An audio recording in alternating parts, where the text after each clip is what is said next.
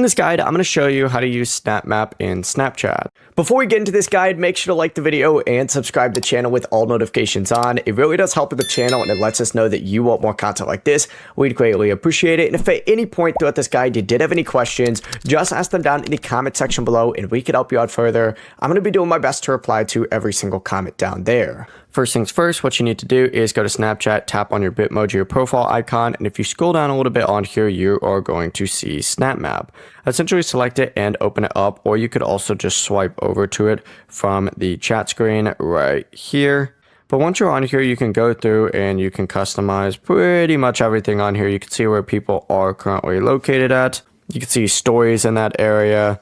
You could see your location, and you could also see memories in specific locations as well. It's pretty cool.